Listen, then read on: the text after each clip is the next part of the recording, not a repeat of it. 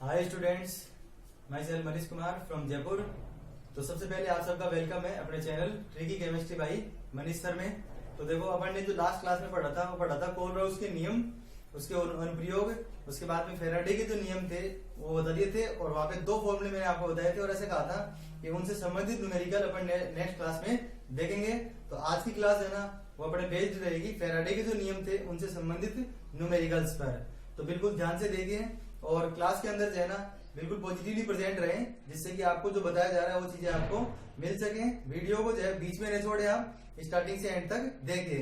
अगर वीडियो अच्छे लग रहे हैं तो लाइक कीजिए और कमेंट कीजिए आप। तो अपन देखो क्लास स्टार्ट करते हैं। तो मैं बता रहा हूँ आपको कि जो फॉर्मूले मैंने आपको बताए थे वो कौन कौन से थे। तो दो फॉर्मूले बताए थे आपको, एक तो बताया था एन, ई और एफ। ये जो फॉर्मूला था वो था आवश्यक विद्युत धारा का या आवश्यक विद्युत धारा की मात्रा या विद्युत जो आवेश है उसकी मात्रा ज्ञात करने का, और एक बताया था ITE अपॉन NF। पहले वाले सूत्र से तो विद्युत की आवश्यक मात्रा या विद्युत धारा की आवश्यक मात्रा या Q ज्ञात करने के लिए था मतलब, और दूसरी जो थी वो थी W ज्ञात करने के लिए, द्रव्यमान ज्ञात करने के लिए। तो सबसे पहले पहला क्वेश्चन देखते हैं, बहुत इजी है, तुरंत आपके आंसर आ जाएंगे इनके। तो देखिए पहला क्वेश्चन में क्या लिखा हुआ है, निम्नलिखित के अपचयन के लिए कितने आवेश की आवश्यकता होगी। इसका मतलब पहला वाला सूत्र अपने पास लगेगा। एन क्या बताया था, मोलों की संख्या, ये इलेक्ट्रॉन है और ये फेराडे, ठीक है। तो देखिए यहाँ पर क्या दे रखा है, इसका अपचयन हो रहा है तो मोल कितने दे रखे हैं, एक। इसका मतलब मोलों की संख्या की जगह पे आ जाएगा एक, और इलेक्ट्रॉन कितने हैं यहाँ पर साफ दिख रहा है कि 3 से 0 में चेंज हो रहा है तो 3 हो गए। और फेराडे जो है ना उसमें इसका मान लिखे तो यहाँ पर आ जाएगा 96,500। तो अगर फेराडे के रूप में आंसर देंगे तो आएगा 3F। क्या आएगा, 3F। और अदरवाइज F का मान रख दोगे आप तो 96,500 से आपको इसको गुणा करना होगा। अगला जो है वो है, इसमें भी कितने मोल है, एक ही मोल है, ठीक है। लेकिन इलेक्ट्रॉन इसमें कितने हो गए, 2 हो गए, और 2 इंटू 96,500। इसके लिए देखो ये थोड़ा इंपॉर्टेंट है ये वाला, क्योंकि इसमें स्टूडेंट जल्दीबाजी में क्या करता है, यहाँ पे -1 लगा हुआ है, यहाँ पे +2 लगा हुआ है, अपने हिसाब से 2 इलेक्ट्रॉन 3 इलेक्ट्रॉन ऐसे कर देगा वो। देखो दोनों में अंतर क्या हो गया, यहाँ पर क्या है Al3+ और Al में चेंज हो रहा है, Cu2+ Cu में चेंज हो रहा है। यहाँ पर क्या MnO4 Mn2+ में चेंज हो रहा है। मतलब MnO4 पूरा समूह दे रखा है और Mn2+ चेंज हो रहा है। इसका मतलब पहले आप क्या देखेंगे कि यहाँ पर जो चार्ज दे रखा है वो तो किसका दे रखा है, Mn का। तो यहाँ पर भी अपन को किसका चार्ज देखना है, Mn का ही देखना है, ठीक है। जो आएगा यहाँ पर +7। अगर किसी स्टूडेंट को ज्ञात करना नहीं आता तो जिसका चार्ज आपको ज्ञात करना है उसको आप x अज्यूम कर लो, x मान लो, तो ये क्या हो जाएगा x। और यहाँ पर ऑक्सीजन 4 है, एक ऑक्सीजन में -2 होता है तो -8, दूसरी तरफ गया तो +8 में से -1 गया तो +7 आ गया। यहाँ पर आवेश का चेंज कितने का हुआ, यहाँ पर 2, यहाँ पर 0 था तो 2 का चेंज हुआ, ये आ गया 2। यहाँ पर कितने का चेंज हुआ है, 5 का। तो स्टूडेंट जल्दीबाजी में है ना, यहाँ पर ये जो इलेक्ट्रॉन का चेंज है इसमें गलती कर देता है, तो इसका आप थोड़ा सा ध्यान रखेंगे, ठीक है। तो इस तरीके से अपन इन क्वेश्चन को क्या कर सकते हैं, सोल्व कर सकते हैं। इनमें जो है आपको मान अगर सोल्व करने हो तो आप इनको गुणा कर दो यहाँ पर, तो ये आ जाएगा 5, 18, 19 और 27 और 28। मतलब आप इनको इस तरीके से मल्टीप्लाई कर लेना इनको आपस में, और आपके पास जो है आंसर आ जाएगा, ठीक है। तो इस तरीके से अपन जो है इनको गुणा करने के बाद अपने पास जो आंसर आएगा वो आवेश का मान आ जाएगा। यहाँ पर ये जो अपन ने ज्ञात किया, देखो ये जो मान अपन ने ज्ञात किया अभी जो अपन ने ज्ञात कर रहे हैं ये मान, ये तो किसमें आएगा, कूलॉम के अंदर, किसमें आएगा, कूलॉम में। लेकिन अगर इसी क्वेश्चन को आपको फेराडे में पूछे जाए तो आंसर आएगा 3F, आंसर आएगा 2F, आंसर आएगा 5F। जैसे नेक्स्ट क्वेश्चन में देखिए आप, निम्नलिखित को प्राप्त करने के लिए कितने फेराडे विद्युत की आवश्यकता होगी। तो अगर क्वेश्चन में ही लिखा हुआ है फेराडे, इसका मतलब F के रूप में आंसर देना है, और क्वेश्चन में नहीं लिखा हुआ तो आप जो है वो किसमें आंसर देंगे, कूलॉम में आंसर देंगे, ठीक है। आप कूलॉम के अंदर आंसर देंगे 96,500 उसका मान रखकर, ठीक है। इस क्वेश्चन को सोल्व करते हैं तो इस तरीके से ध्यान रखना। इसमें क्या है, यही वाली बात है जो इसके अंदर थी, इसमें कैल्शियम और यहाँ पर भी कैल्शियम। इसका मतलब कैल्शियम का चार्ज देखना है तो +2 से 0 में चेंज हुआ। अब देखो इनमें क्वेश्चन में तो मोल दे रखे थे आपको मोल, लेकिन यहाँ पे मोल नहीं दे रखे हैं। तो पहले क्या करना पड़ेगा, मोल ज्ञात करना पड़ेगा। तो इस सूत्र को मैंने कैसे चेंज करके बताया था, small m upon capital M। तो स्मॉल m क्या हो गया, दिया गया द्रव्यमान कितना है 20.0 और 20 एक ही होता है, ठीक है, बटा इसका जो इस कैल्शियम का परमाणु द्रव्यमान होता है वो 40, इलेक्ट्रॉन का कितने का चेंज हुआ है, 2 का, और फेराडे में पूछा है इसलिए F लिखेंगे। इसमें 96,500 नहीं लिखना है, ठीक है, कैंसिल कर दो, इससे कैंसिल हो गया, ये 1 आ गया यहाँ पे। अपने पास जो आंसर आ गया वो आ गया 1F या 96,500। इसमें देखो कितना दे रखा है 40 बटा इसमें एल्यूमिनियम का द्रव्यमान जो होता है ना वो होता है 27, ठीक है। इलेक्ट्रॉन का चेंज कितने का हुआ, तो एल्यूमिनियम पे यहाँ पे 3 प्लस चार्ज है, यहाँ पर 0 चार्ज है, तो क्या हो जाएगा 3 into F, ठीक है। आगे बात समझ में, इसको इससे कैंसिल करो 9 हो जाएगा और यहाँ पे हो जाएगा 9 चौक 36, 4.44 याद आ जाएगा। तो इस तरीके से ये आंसर अपने पास किसका आ जाएगा, गलित Al2O3 से 40 ग्राम एल्यूमिनियम प्राप्त करने के लिए, ठीक है। बहुत आसान है, बिल्कुल सिंपल है, आपको फॉर्मूला याद रखना है। ऐसे इसमें देखो ऑक्सीकृत करने के लिए कूलोम में आवश्यक विद्युत कितनी होगी, तो देखिए इसमें मोल दे रखा है पहले से, इसका मतलब 1, ठीक है। आवेश देखें तो ऑक्सीजन में -2 चार्ज है, यहाँ पर 0 है, कितने का परिवर्तन हुआ 2 का, ठीक है, कितने का 2 का। और कूलोम में चाहिए, इसका मतलब 96,500, ठीक है। इसके लिए देखोगे तो इसमें Fe के ओर +2 चार्ज है, यहाँ पर कितना चार्ज है +3, मोल भी 1 है, इलेक्ट्रॉन का भी चेंज कितने का हो रहा है 1 का, कितने का 1 का ही चेंज हो रहा है। इसका मतलब कूलोम में अगर देखेंगे तो इसको 2 से गुणा कर दो और ये तो सीधे सीधे आ जाएगा 96,500 कूलम, ठीक है, बिल्कुल सिंपल है। चौथा क्वेश्चन देखिए, इसमें देखो क्या होता है, एक रिएक्शन दे रखी है और इसमें भी ऐसे पूछेंगे, 1 मोल Cr2O7 डाइक्रोमेट आयन के अपचयन के लिए आवश्यक विद्युत धारा की मात्रा कितनी होगी, तो इसको है ना, इसको डाइक्रोमेट बोलेंगे। वैसे तो आपके पास देखो डायरेक्ट यहाँ पर 6 इलेक्ट्रॉन दे रखे हैं अगले ने, मतलब मोल कितने दिए इसमें 1, इलेक्ट्रॉन कितने 6, और F अगर फैराडे में पूछेगा तो 6F आंसर आ जाएगा, या फिर कूलोम में पूछेगा तो 96,500 को 6 से गुणा कर देंगे, ठीक है।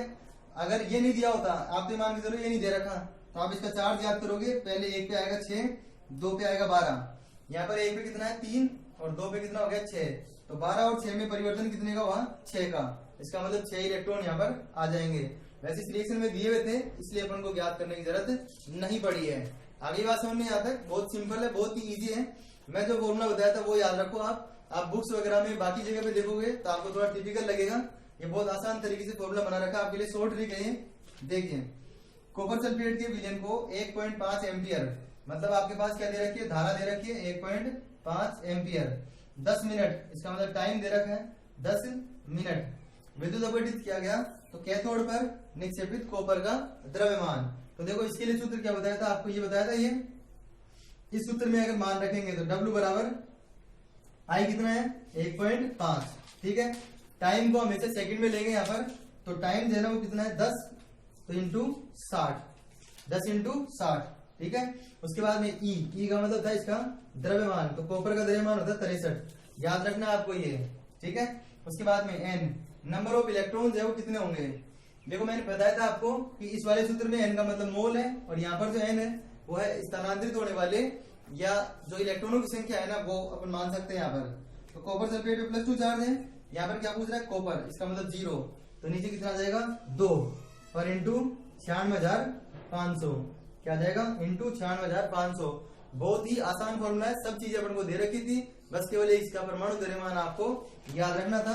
जब इसको आप सोल्व करेंगे तो ये ऑलमोस्ट लगभग 0.29 इस तरीके से आंसर आएगा ग्राम के अंदर। आप इसको सोल्व कर लीजिएगा, और यही क्वेश्चन जो है आपको जो वीडियो का डिस्क्रिप्शन बॉक्स होगा उसमें PDF के रूप में मिल जाएंगे, तो वहां से आप डाउनलोड कर सकते हैं इनको, और उसके बाद में जैन की प्रैक्टिस आप कर सकते हैं। तो पहले वीडियो से आप देख लीजिएगा इसके अंदर कि किस तरीके से सोल्व किया गया है, उसके बाद में आपको इनको नोट करने की जरूरत नहीं है, PDF से एक बार डाउनलोड करके फिर उसके बाद में आप रेगुलर इसको नोट कर सकते हैं। बिल्कुल प्रॉपर आप नोट्स बनाते रहिए। अब अपन देखते हैं इनके अलावा और कौन से क्वेश्चन है इनसे सिमिलर या इनसे अलग।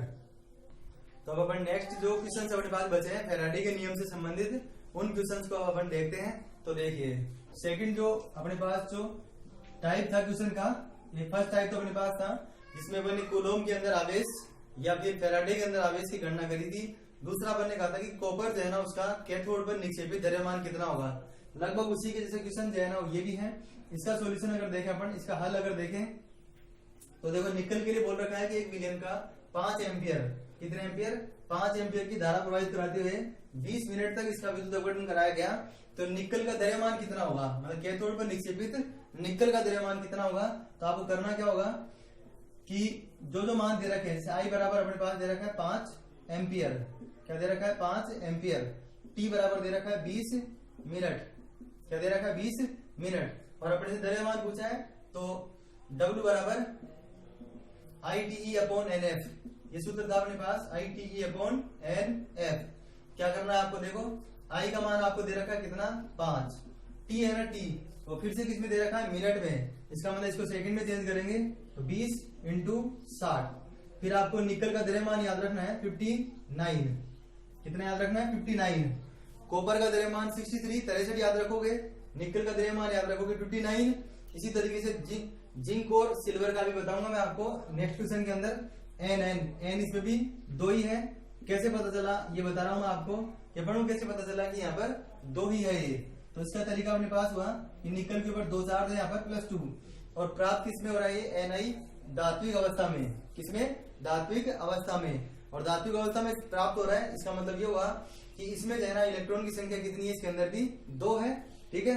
तो इस तरीके से अपन पहले के जैसा ये बिल्कुल कुछ भी चेंज इसके अंदर नहीं किया, बिल्कुल वो का वही क्वेश्चन है, बस इस तरीके से अपन इसको सोल्व कर लेंगे। सोल्व करने के बाद इसकी मात्रा जो भी आ जाएगी तो लगभग आप वैसे इसको चेक कर लेना, मैंने पहले भी कहा है आपको कि तो आंसर इनको आप मैच करा लें और इस तरीके से अपन इसको सोल्व कर लेंगे, ठीक है। अब आइए नेक्स्ट क्वेश्चन में, ये थोड़ा अलग टाइप का है, 2 टाइप के क्वेश्चन अपन कर चुके हैं पहले, तीसरे टाइप का क्वेश्चन ये है, फिर चौथे टाइप का क्वेश्चन। 4 प्रकार के क्वेश्चन जनरली कंपटीशन में और 12th क्लास के बोर्ड के पेपर में क्वेश्चन आते हैं। जो अपन प्रिपरेशन कर रहे हैं वो एक तरह से 12th के साथ साथ कंपटीशन लेवल में भी जिस तरीके से क्वेश्चन आते हैं उनकी प्रैक्टिस कर रहे हैं अपन। तो देखिए, एक धात्विक तार में 0.5 एम्पियर की धारा, मतलब I बराबर 0.5 एम्पियर 2 घंटे तक, तो T बराबर क्या दे दिया 2 घंटे दे रखा है 2 आवर्स के लिए प्रवाहित होती है।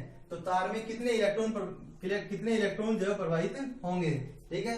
तो देखिए करना क्या है इसके अंदर, सबसे पहले आप Q ज्ञात करेंगे तो Q बराबर क्या होता है IT, Q बराबर क्या होता है IT, तो I का मान हो गया 0.5, T का जो मान है वो है 2 घंटे में है, तो पहले मिनट में फिर सेकंड में चेंज करेंगे, तो ये हो गया अपने पास। इसको अपन लिख सकते हैं 1/2, 1/2 से ये कैंसिल हो गया, 36 से मतलब 6 से 6 से गुणा कर दिया 36, तो ये अपने पास Q का मान आ गया है आपके पास। तो पहले आपको जो दे रखा था उससे अपन Q ज्ञात कर चुके हैं। उसके बाद में देखो कितने इलेक्ट्रॉन प्रवाहित होंगे, तो कितने इलेक्ट्रॉन प्रवाहित होंगे उसके लिए आपको क्या देखना है कि जो अपने पास फैराडे का जो मान था, या तो 1 फैराडे बोलते हैं या फिर इसको बोलते हैं 96,500 कूलम।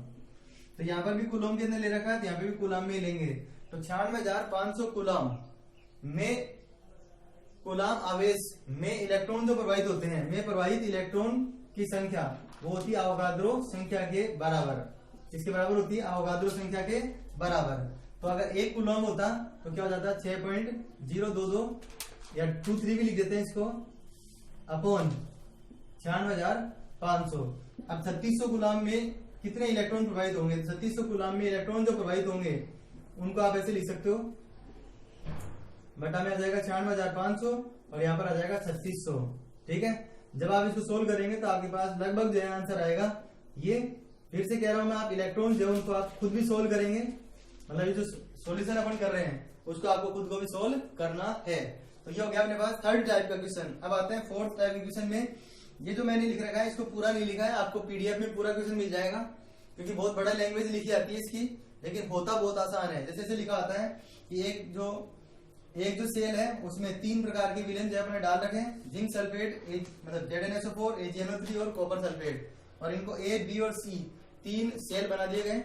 और ऐसा कहा गया कि जो सेल B है, ये सेल B है ना, उसमें 1.5 एम्पियर की धारा प्रवाहित कराने पर 1.45 ग्राम सिल्वर प्राप्त होता है, 1.45 ग्राम सिल्वर प्राप्त होता है, ठीक है। तो अपने से क्वेश्चन पूछ रहे हैं, एक तो कितने समय तक प्रवाहित करानी पड़ेगी ये धारा, दूसरा कॉपर का द्रव्यमान कितना होगा, तीसरा जिंक का द्रव्यमान कितना होगा, ठीक है। तो सूत्र अपने पास यही लगेगा। पहले इस सूत्र के द्वारा क्या ज्ञात करेंगे, टी। तो देखो टी ज्ञात करने के लिए सूत्र क्या हो जाएगा, WNF अपॉन में क्या आ जाएगा IE, क्या आ जाएगा IE, ठीक है। तो क्या आ जाएगा, W का मान कितना है 1.45, N AgNO3 में Ag पे चार्ज कितना है +1, इसका मतलब क्या आ जाएगा 1, तो यहाँ पर आ जाएगा 96,500, ठीक है। I जो कितना दे रखा है 1.5, कितना 1.5। अब कॉपर का द्रव्यमान बता दिया 63, निकल का द्रव्यमान बता दिया 59। अब आपको याद रखना है किसका, सिल्वर का 108। और जिंक का अपन 65 अभी लिखेंगे, कॉपर तो फिर से वही कितना हो जाएगा 63, ठीक है। तो इसका द्रव्यमान कितना हो गया 108, कितना हो गया 108। तब आप जब आप इसको सोल्व करेंगे, इसका सॉल्यूशन लेंगे आप, तो लगभग 863.73 सेकंड के आसपास आपके पास इसका आंसर आ जाएगा, ठीक है। ये हो जाएगा अपने पास टी। अब क्या याद करना है, देखो कॉपर कितना प्राप्त होगा और जिंक कितना प्राप्त होगा। तो पहले वाले आंसर उससे अपन ने क्या निकाल लिया, पहले टी निकाल लिया यहाँ पर, और टी निकालने के बाद ये सूत्र लगा दो। अब तो टी का मान आई गया, आई का मान दे रखा अपने पास, ई और एन एफ अपन को पता ही रहता है। तो कॉपर का द्रव्यमान क्या करोगे, तो कॉपर के लिए क्या हो जाएगा W बराबर I T E upon N F, ठीक है। आई का मान कितना रखोगे 1.5, टी का मान ये 863.73, ई का जो मान है, ई का मान इस जिंक के लिए ई जो है ना वो कितना बताया था मैंने अभी 65, ठीक है। और एन का मान कितना हो जाएगा 2, और फैराडे का जो मान है वो कितना हो जाएगा 96,500, क्या हो जाएगा 96,500। तो देखो इसमें जिंक है ना, उसमें तो कितना आ जाएगा यहाँ पर 65 आ जाएगा। अगर कॉपर याद करोगे कॉपर के लिए, तो कॉपर के लिए W बराबर वही आई टी ई अपॉन क्या हो जाएगा एन एफ। आई का मान वही 1.5, टी का मान वही 863.73, लेकिन कॉपर के लिए द्रव्यमान 63, 2 × 96,500, ठीक है। तो यहाँ पर ये जो अपन को द्रव्यमान प्राप्त होगा वो तो किसका होगा कॉपर का, और ये किसका प्राप्त होगा जिंक का। कैसे पता चला, क्योंकि अपन ने 65 रख रखा है, तो 65 रख रखा है, तो 65 द्रव्यमान किसका होता है जिंक का, और जो 63 जो द्रव्यमान होता है वो किसका होता है कॉपर का। तो इनका आंसर जो है ना लगभग आप सोल्व करेंगे तो 0.4 के आसपास, दोनों का ही आंसर 0.4 के आसपास आएगा। बस इसमें सेकंड डिजिट में थोड़ा सा चेंज आएगा, तो उसको आप सोल्व कर लीजिएगा। तो 0.42 या 0.43 के आसपास अपने पास ये आएगा। तो कुल मिला के फैराडे के नियम से संबंधित 4 प्रकार के न्यूमेरिकल अपन यहाँ पर कर लिए हैं। इनके आप रेगुलर नोट्स बनाते रहिए।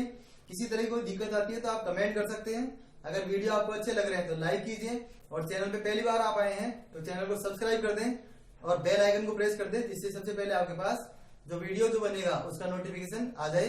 तो थैंक्स फॉर वॉचिंग।